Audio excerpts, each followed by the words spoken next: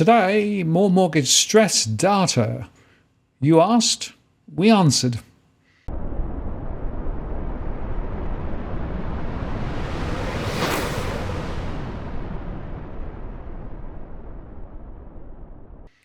Hello again, it's Martin North from Digital Finance Analytics, one of those posts covering finance and problem news with a distinctively Australian flavour. Just a few days ago, I made a long show where I covered mortgage stress across the country and walked through a series of maps. Now, the basis of that analysis was the relative number of households in each postcode that actually were experiencing mortgage stress, defined in cash flow terms as money in, money out. But I got a lot of people who keep asking me this question: what about if you show the same data as the percentage of borrowing households in the postcode? Now, there are some issues with this approach. For example, if you have a very small postcode count, you could have 2 or 3 people in mortgage stress, and that could put it up to a very high percentage. Whereas if you have a very large number of households in a particular location, you might still have a large count, but a low percentage. But nevertheless, today what I'm going to do is walk through some of the maps using the percentage of borrowing households as the determining factor. So to get that underway, let's start in Sydney, where immediately you can see a very similar pattern to the other picture, which is that Western Sydney has some of the highest proportion of postcodes shown as red in mortgage stress. Now, what's interesting, though, is that if you start drilling into the eastern suburbs, looking again at the percentage of households recording stress, you start to see a rather different picture, insofar that there are a number of postcodes in that more affluent part of Sydney where stress is also showing. And one of the ones that's standing out is 2090, that's Cremorne, and Cremorne Point. And you can see there some others in the Waverley area and also in the inner west. Lane Cove and a few other areas, for example, over in Ryde and Hornsby. Now, the percentages aren't necessarily that high, but there are some hotspots. And I think that makes a very important point, because one of the things that I want to highlight is that here, what you're seeing is what I call affluent stress. So these are households that traditionally do very well. They've got big incomes, they might have big budgets, but some of those households are now really feeling it. And it underscores one of the things that I've been saying consistently over recent years, that mortgage stress takes no prisoners. Sure, you find a lot of Western Sydney suburbs in difficulty, but there are also other postcodes in other locales, perhaps more affluent ones, that are also in difficulty too. Now, if we then jump down to Melbourne and the surrounds, again, superficially, it looks relatively similar to the counts. A lot of issues round towards the east and southeast of Melbourne, as well as to the north and over towards the west.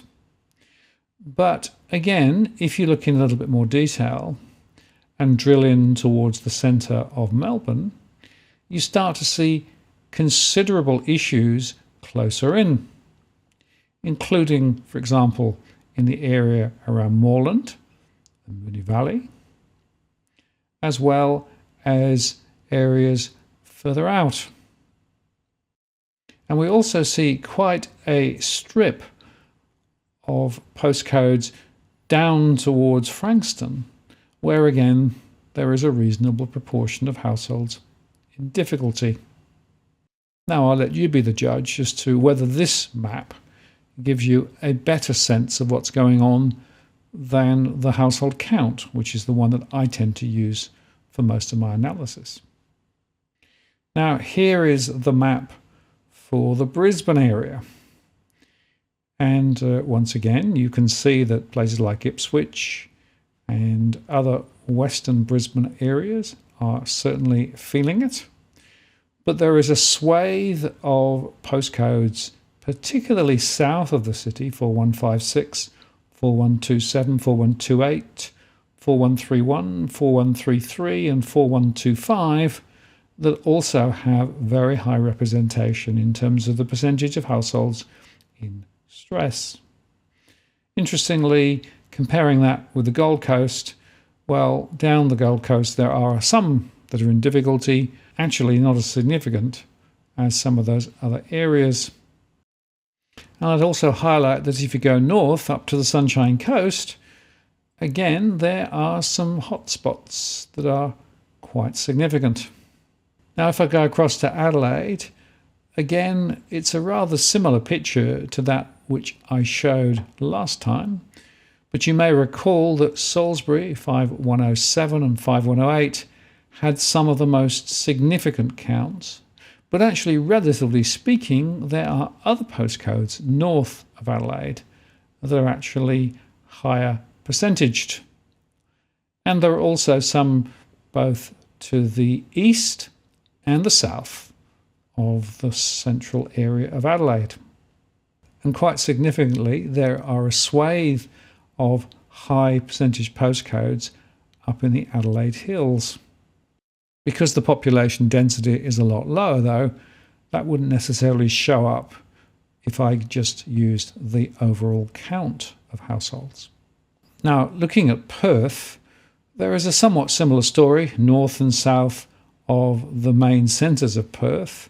There are hot spot areas, for example, down towards Rockingham and north up towards Wanneroo. But if you drill into the centre of Perth, again, the same phenomenon appears with places like Nedlands and Claremont, for example, more affluent areas, actually registering high proportions of mortgage stress. Now, if I go to Hobart, what's interesting is that the Bellerive area has some of the highest proportions in mortgage stress. And if you go down to 7020 or 7024, again, they register. And if you go up towards the Derwent Valley, you have the same issue. Closer into Hobart, the relative proportions are lower.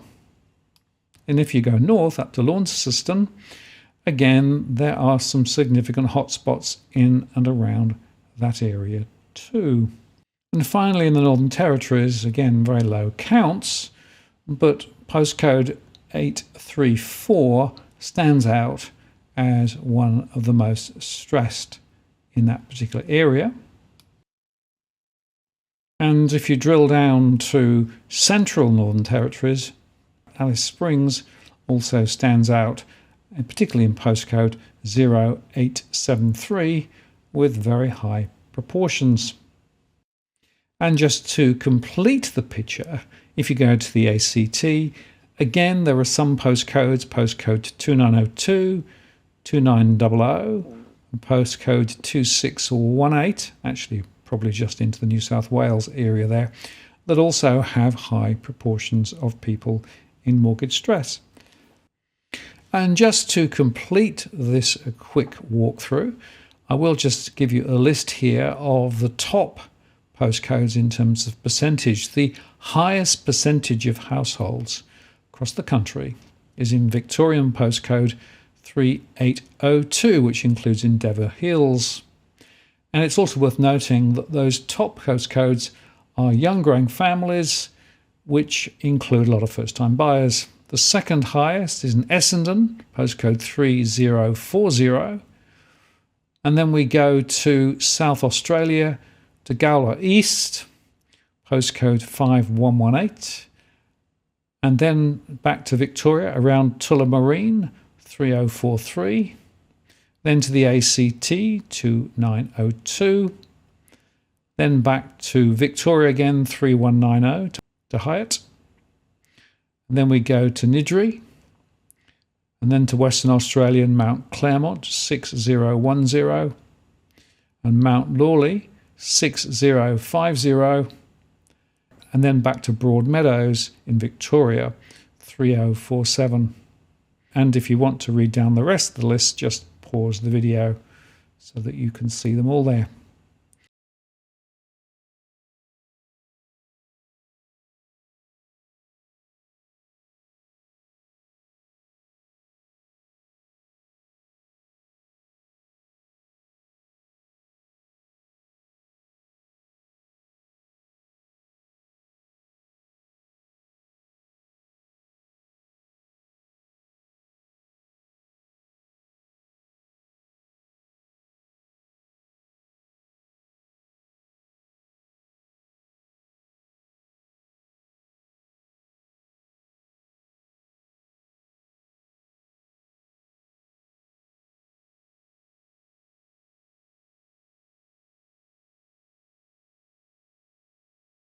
But I will just highlight again the point that a lot of these suburbs contain younger end families and first-time buyers, but also some exclusive professionals, the most affluent segment that we work with, as well as some wealthy seniors, and also some battling urban and some disadvantaged fringe households.